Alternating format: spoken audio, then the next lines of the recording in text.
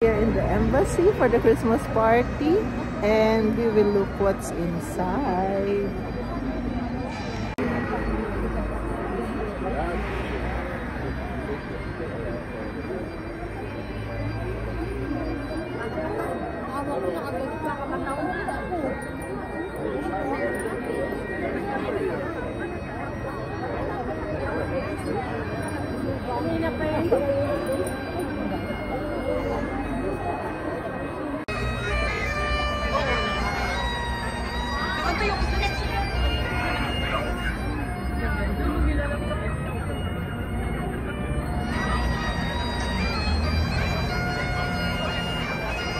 I ask everyone to come closer to the front, especially yung mga nagpapalungkulan po din sa may likod.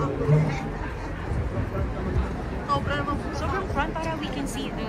Hello. Good evening to everyone who is in the back. Chess.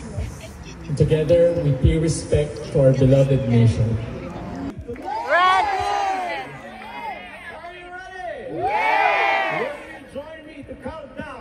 Our Christmas lighting celebration tonight in 5, 4, 3, 2, 1.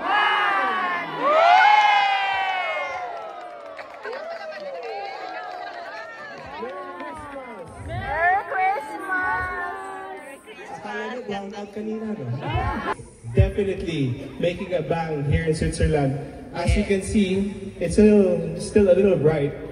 But we're the only embassy that's lit up. We want to showcase to the rest of the world how Christmas is celebrated in the Philippines. Kaya palakpakan na muna balls and colorful decorations starting as early as September. Growing up in the Philippines, we know that Christmas is in the air with the aroma and the taste of traditional Filipino delicacies such as the bibingka and puto bongbong na ating pong pagsasaluhan mamaya lamang. Wow! We have made it to a point to celebrate Christmas here the way we do back home in the Philippines, to help us remember not only our culture and traditions as Filipinos, but more importantly and personally, to remember our friends and family. We hope that the younger generations of Filipinos overseas will always remember and appreciate the values and traditions of our Filipino people, including this long anticipation and celebration of Christmas, which forms part of our unique identity as Filipinos. Because Christmas is a time of gratitude, camaraderie, family, pakikisama, and pakikipagkapwa. It is also a time of renewal of our faith as we mark the birth of our Savior Jesus Christ. We invited you, the Filipino community, this evening, not only to celebrate the season, but also to thank you for your unwavering support and assistance to the embassy, as well as to the other kababayans in Switzerland and back home with your donations and humanitarian projects. Alam naman po natin, pinagdaanan natin, ilang bagyo ang dumaan sa atin ito naman nakakaang buwan. At I'm sure a lot of you have lent a helping hand. Kaya maraming salamat po in behalf of our kababayans back home. We look forward to our continued partnership with you in 2025 and beyond. I hope that these paroles, as you see, which we lit up some just now, will serve as a reminder of our guiding star of Bethlehem, whose radiance gives each and every one of us joy, as well as hope for a brighter year ahead.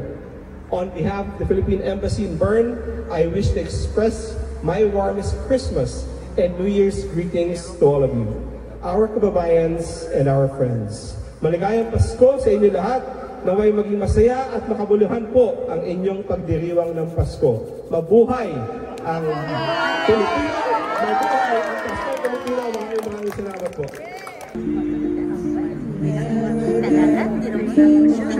Talaga eh. Sarap. Ay, pati mga anak nila dyan. For Jesus, let him be the one to guide us as another new year starts. And may the spirit of Christmas be always in our hearts. Let's sing Merry Christmas and a happy holiday. This season may we never forget. Yung lahat ay naging masunurin. Dadalhan ko kayo ng mansana sa Dubai. May candy at chocolate, peras, kastanyas na marami. Kayong lahat ay naging masunurin. Hanggang kayong lahat ay mahal sa So it's a Christmas vibe here.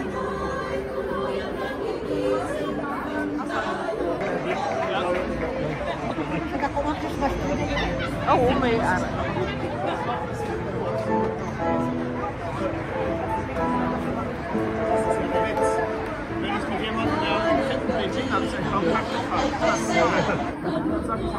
festive is the embassy, and it's the only one with lots of lights in comparison to the other embassies here. Pero gusto ko kasi hindi yung puto-bumbong Do you have? Ay, palabok. Wow. Wala na ako niyan kasi mami.